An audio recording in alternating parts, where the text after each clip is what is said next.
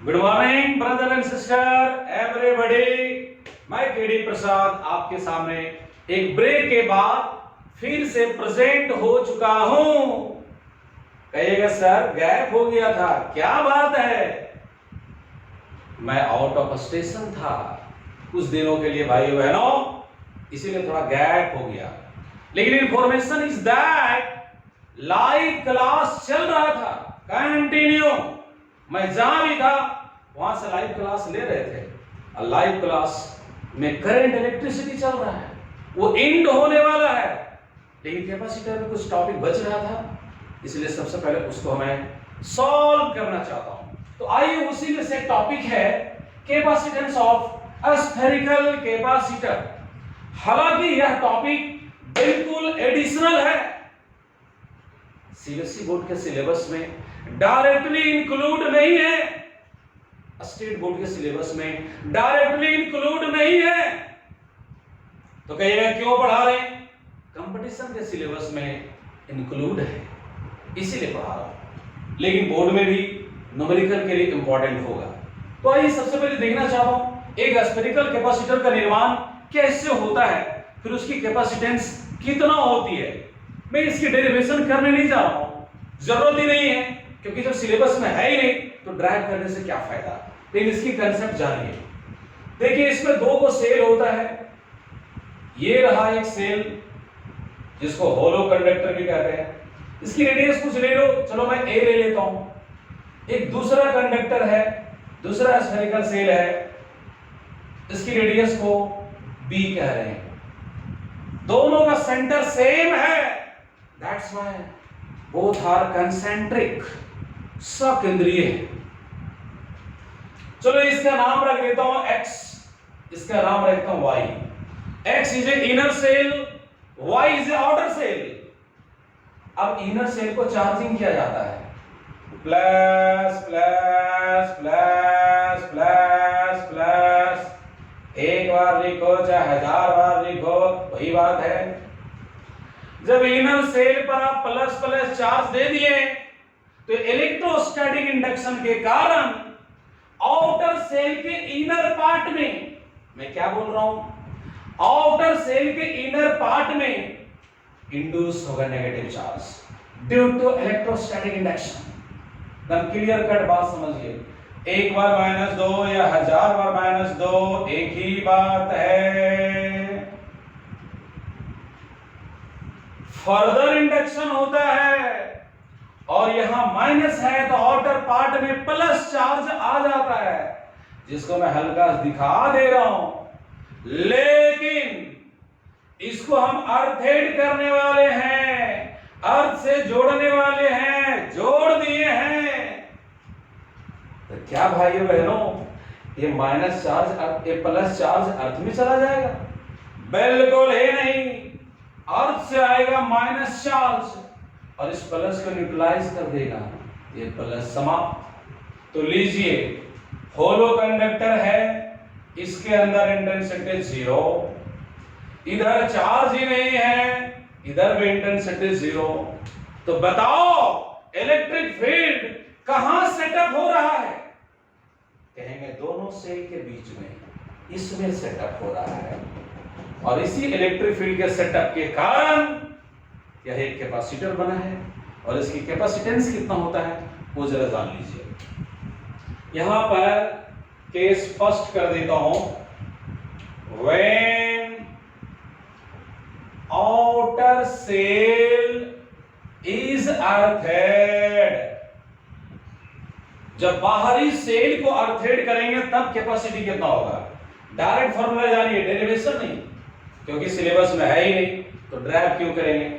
ये हो जाएगा 4 pi epsilon naught A B divided by B minus ए।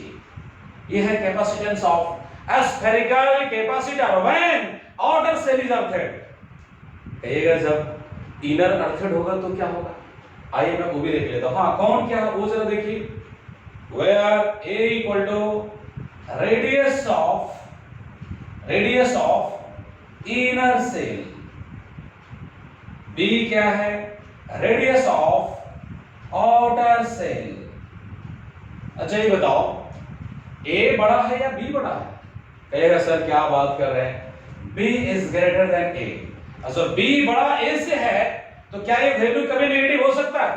बिल्कुल नहीं, क्योंकि कैपेसिटेंस कभी भी नेगेटिव होता भी नहीं है, इसलिए यहां पर भी पॉजिटिव आ रहा है। This is the capacitance of spherical capacitor when outer shell is earthed. लेकिन बच्चों अभी इसके बीच में एयर भरा हुआ है, अगर कोई डाइलेक्ट्रिक्स इसमें भर दिया जाए तो कैपेसिटी कितना होगा? सबको पता है k टाइम्स बढ़ जाता है। अगर इसमें कोई डाइलेक्ट्रिक्स भर दिया जाए तो कैपेसिटी कितना होगा वो देख लीजिए। इन केस ऑफ डाइलेक्ट्रिक्स, इसके अंदर में डाइलेक्ट्रिक्स भर देगा तो क्या होगा? मान लेते हैं c डैश, तो सब जानते हैं k टाइम्स बढ़ जाता है, तो c dash equal to kc, तो लेसे k रहने दो, c आपका यहां पर वैल्यू है 4 pi epsilon not ab divided by b minus a। लेकिन बच्चों इस बात का ध्यान रखना, इसमें पूरी तरह से 100% जो गैप है उसमें डाइलेक्ट्रिक्स स्लैब को, डाइलेक्ट्रिक्स मीडियम को भर दिया जाता है तो कैपेसिटी k टाइम्स इंक्रीज कर जाता है। इस फॉर्मूला को आप ध्यान रखिए, इस पर छोटा छोटा क्वेश्चन आएगा। लेकिन यहां पर एक बात और है कि हम आउटर सेल को अर्थेड किए थे, अब केस 2 चलता हूं। Case 2, when inner shell is earthed, inner shell को अर्थेड करेंगे तो क्या होगा कहानी? आइए मैं यहां छोटा सा दिखाना चाहता हूं डायग्राम बना के। इनर सेल है, ये आउटर सेल है, इसका रेडियस है, इसका रेडियस भी, चार्ज भी इनर को दिया गया और इसी को अर्थेड करने वाले हैं। तो देखिए क्या कहानी बनता है, ये प्लस प्लस हो गया, इलेक्ट्रोस्टैटिक इंडक्शन से माइनस हो जाएगा। एक बार माइनस लिखो, 1000 बार माइनस लिखो, बात एक ही है। फर्दर इंडक्शन होगा और यहां प्लस हो जाएगा, और जब प्लस हो जाएगा तो क्या कहानी बनेगा वो देख लो। सेंटर इसका ओ है, इसको अर्थेड कर रहे हैं भाइयों बहनों। जब इनर सेल को अर्थेड कर रहे हैं तो इनर सेल के इनर पार्ट में कोई चार्ज है ही नहीं, और जब इसके अंदर में कोई चार्ज है ही नहीं तो अर्थ में जाएगा ही नहीं। तो ऐसी स्थिति में क्या होगा? देखिए यहां पर भी इलेक्ट्रिक फील्ड होगा और यह एक बाहर वाला जो पार्ट में चार्ज है वो एक आइसोलेटेड कंडक्टर हो गया। तो आपको पता है ना, अगर एक आइसोलेटेड कंडक्टर होता है, इस पर चार्ज आप क्यों देते हैं? रेडियस r है तो कैपेसिटी होता है 4 pi epsilon not into r। तो अब यहां पर दो कैपेसिटर के रूप में काम करेगा। कैसे भाई? देखिए एक प्लस और एक माइनस के कारण यहां पर एक कैपेसिटर बना, और ये जो प्लस है एटमॉस्फेयर से माइनस का यूज करेगा और वो भी एक कैपेसिटर बन जाएगा। तो कैपेसिटी कितना होगा देख लीजिए कितना होगा। इस समय कैपेसिटी पहले इन दोनों बीच का कैपेसिटी हो जाएगा 4 pi epsilon not ab divided by b minus a, और यह एक बाहर में जो कंडक्टर बन रहा है उसकी कैपेसिटी कितना होगा? इस फार्मूला अकॉर्डिंग आप देखिए तो हो जाएगा 4 पाई एप्सिलॉन नॉट, और यहां r लिख रहे थे लेकिन यहां रेडियस कितना है b, यहां क्या लिखेंगे b, और इसको आप सॉल्व कर दीजिए। ये पार्ट आप देख पा रहे हैं, इसको आप नोट कर लीजिएगा, और वेबसाइट में भी डाला हुआ है, वहां से आप डाउनलोड कर सकते हैं। देखिए उसको सॉल्व करते हैं। तो इसकी डेरिवेशन में जाने की जरूरत नहीं है, लेकिन टेक्निकली सारा कंसेप्ट आपको जानना पड़ेगा, क्योंकि सिलेबस में है ही नहीं तो फिर क्यों इसको ड्राइव करें। अब इसको जरा सॉल्व कर देते हैं। देखिए कॉमन क्या आएगा 4 पाई एप्सिलॉन नॉट b, यहां पर क्या बचेगा a by b minus a plus 1। अब इसको सॉल्व करो, 4 pi epsilon not b, LCM हो गया b minus a plus b minus a, minus से और प्लस से कट गया, लेसे आपके पास शानदार आंसर आ गया b स्क्वायर और यहां पर b माइनस a। ये है capacitance of spherical capacitor when inner shell is earthed. ये दोनों फॉर्मूला माइंड में आप रखेंगे, दोनों पर क्वेश्चन बनेगा। हाँ फिर अगर इसमें डायलेक्ट्रिक मीडियम भर देता है तो कितना टाइम्स बढ़ेगा, k टाइम्स बढ़ेगा। ये था आपका कैपेसिटेंस ऑफ स्फेरिकल कैपेसिटर। अब हम आपको बताने जा रहे हैं सिलिंड्रिकल कैपेसिटर का कैपेसिटेंस, और वो भी एडिशनल टॉपिक है, not directly include in the CBSE syllabus. तो देखिए कैसे उसका कैपेसिटी होता है, ये फॉर्मूला माइंड में रखिएगा, सब पे क्वेश्चन लाया जाएगा और क्वेश्चन वेबसाइट में है भी, वहां से आप डाउनलोड कर लीजिए, सॉल्व कीजिए, लगातार स्टडी करते रहिए, लाइव क्लास के साथ साथ वीडियो देखते रहिए। वीडियो में चल रहा है कैपेसिटेंस जो भी इंड होने वाला है, लाइव क्लास में चल रहा है इलेक्ट्रिक करंट वो भी इंड होने वाला है। चलो ठीक है, ये गाना नहीं है, ध्यान लगाइएगा। अब हम यहां जानना चाहते हैं capacitance of cylindrical capacitor. This is also additional topic, यह भी एडिशनल टॉपिक है। कैसा होता है पहले समझिए। यहां पर एक सिलेंडर है,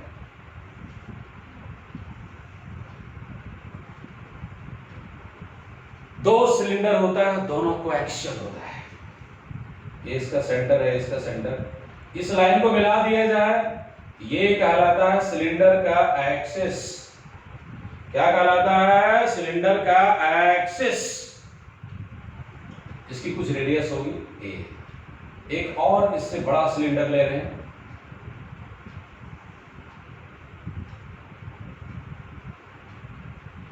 इसकी रेडियस कुछ होगी बी। बोलो कौन बड़ा है, ए की बी? जवाब है V ग्रेटर देन ए। इधर भी बनेगो ने किया बच्चा, बना दिया।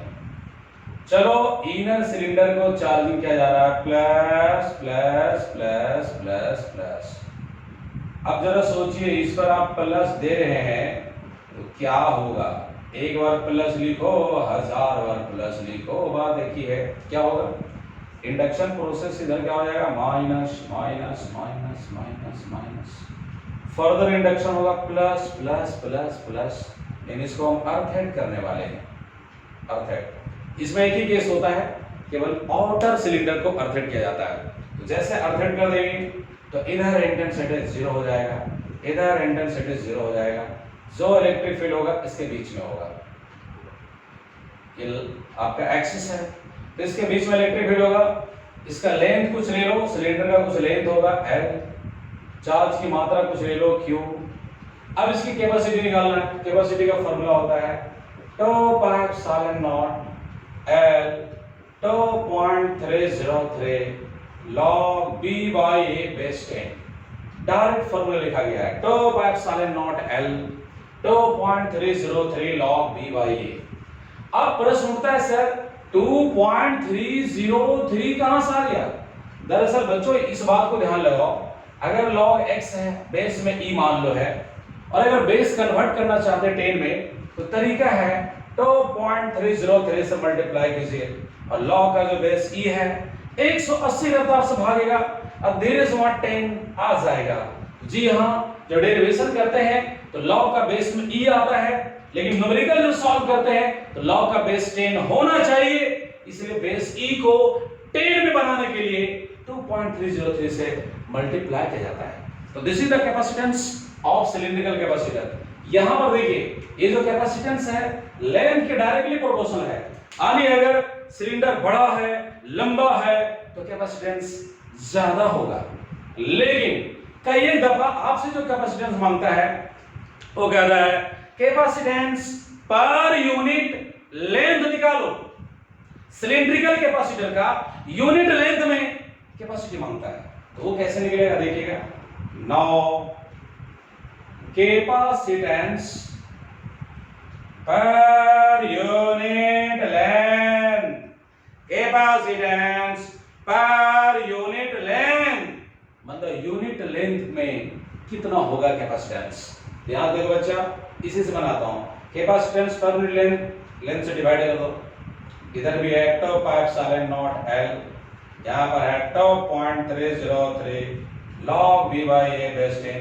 इधर डिवाइड किया l से, इधर डिवाइड कर दो l से, उड़े उड़े कैंसिल हो गया।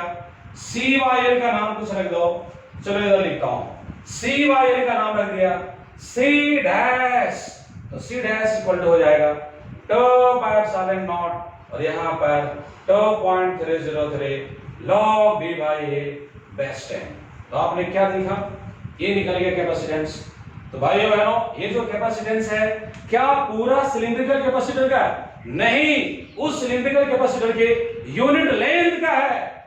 और ये फॉर्मूला आपके सामने है 2 पाई epsilon not 2.303 log v by a base 10। तभी आपको क्या बताए हैं, capacitance of spherical capacitor, capacitance of cylindrical capacitor. लेकिन दोनों में से किसी का डेरिवेशन की जरूरत नहीं है। एक जमाना में पहले था, लेकिन अब आउट ऑफ सिलेबस हो गया, इसलिए ड्राइव करने की जरूरत नहीं है। कैसे न्यूमेरिकल बनेगा? बड़ा सिंपल न्यूमेरिकल बनता है। कोएक्सियल सिलेंडर गिवन रहेगा, रेडियस गिवन रहेगा, लेंथ भी गिवन रहेगा, आपसे कैपेसिटेंस का डिमांड करेगा, बड़ा आसानी से निकाल सकते हैं।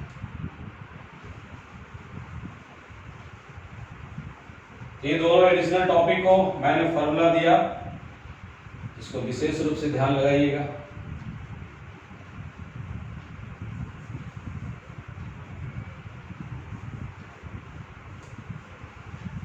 जैसे देखिए सिंपल एग्जांपल आपके सामने ला रहे हैं। एक एग्जांपल है, कहते हैं कि स्फेरिकल कैपेसिटर है, इसका रेडियस है 2 mm, इसका रेडियस है 3 mm, आउटर पार्ट अर्धेड किया गया है, इनर को चार्ज किया गया है। कहता है बताओ कितना होगा कैपेसिटी। देखिए हमारे पास A का वैल्यू हो गया 2 mm, इसको मिलीमीटर को ला दीजिए मीटर में। B का वैल्यू हो गया 3 mm, 3 × 10⁻³ मीटर। निकालना है कैपेसिटी। बोलिए कौन फॉर्मूला चलेगा? आउटर सेल अर्धेड है या इनर सेल? जवाब दो उधर से। जवाब है आउटर सेल। फॉर्मूला क्या होता है? 4 pi epsilon not AB divided by B minus A। बच्चा इस बात को मालूम है ना, 1/4 पाई एप्सिलॉन नॉट होता है 9 × 10⁻⁹। कहीं आपको मिला 4 पाई एप्सिलॉन नॉट 1/9 × 10⁻⁹। ऐसा यहाँ पर है, देखिए ये हो जाएगा 1/9 10⁻⁹। A का वैल्यू बताओ 2 × 10⁻3। B का बताओ 3 × 10⁻⁻3। यहाँ पर B का वैल्यू बोलो 3 × 10⁻⁻3। A का बोलो 2 × 10⁻3। देखिए कैसे सॉल्व होता है। अब यहाँ बच्चा का काम है, कटन कुटी करो, आपका आंसर आ जाएगा। चलिए मैं कर देता हूँ थोड़ा और कटन कुटी और इसको मल्टीप्लाई करो 6 10⁻⁻6। यहाँ कितना हो जाएगा? 9 × 10⁻⁹ माइनस करो, 3 में गया 2, 1 गो 1 × 10⁻⁻3। अभी इसको काटो 3 से, 2 होगा और यहाँ 3 होगा, 2/3 पावर ऊपर ले चलो। देखो बच्चा 10⁻⁹ और यहाँ 10⁻⁻3 कितना होगा? 6। तो ये 6 होगा, प्लस में ऊपर जाएगा माइनस हो जाएगा 10⁻⁻12। इतना फैराड होगा। This is the capacitance of spherical capacitor in this example. अब अगर मैं कहूं नहीं इसका इनर पार्ट को अर्थिड करना है, तो बताओ फॉर्मूला ही रहेगा। अगर कह देता है इनर पार्ट को अर्थिड किया गया है, फॉर्मूला बदल जाएगा, नोट में ऐसा हो जाएगा 4 pi epsilon naught B² by B minus A। लेकिन जरा गेस करके बताओ, इनर पार्ट को अर्थिड करने से कैपेसिटी ज्यादा होगा या आउटर पार्ट की? दिमाग लगाओ। यहां देखो AB है, लेकिन पता है ना ये छोटा है और B बड़ा है, और यहाँ AB नहीं है। इसको ऐसे भी लिख सकते हैं B × B। तो यहाँ देखो AB है, A जबकि स्मॉल है, लेकिन यहाँ 2 बार B है और B बड़ा है। दैट्स व्हाई आप गेस कर सकते हैं इनर सेल को जब अर्थिड करते हैं तो कैपेसिटी ज्यादा होता है। तो बच्चों आज मैं आपको छोटा सा वीडियो आपके सामने सेंड कर रहा हूं।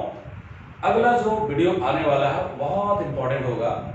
उसमें डायलेक्ट्रिक स्लैब डाल करके एक बार बैटरी जोड़ेंगे, फिर बैटरी डिस्कनेक्ट करेंगे, देखेंगे किस केस में कैपेसिटेंस बढ़ता है, एनर्जी बढ़ता है, इलेक्ट्रिक फील्ड बढ़ता है, घटता है, वगैरह वगैरह क्या है, वो वीडियो आपके सामने हम इसके बाद लाने जा रहे हैं। तो आज इस छोटा सा वीडियो को अच्छा से रीड करें और इस टाइप का क्वेश्चन को आप सॉल्व करने की कोशिश करेंगे। आज का सभा यहीं पे समाप्त होता है। हम आपसे छोटा सा वीडियो में अलविदा लेते हैं। Thank you so much.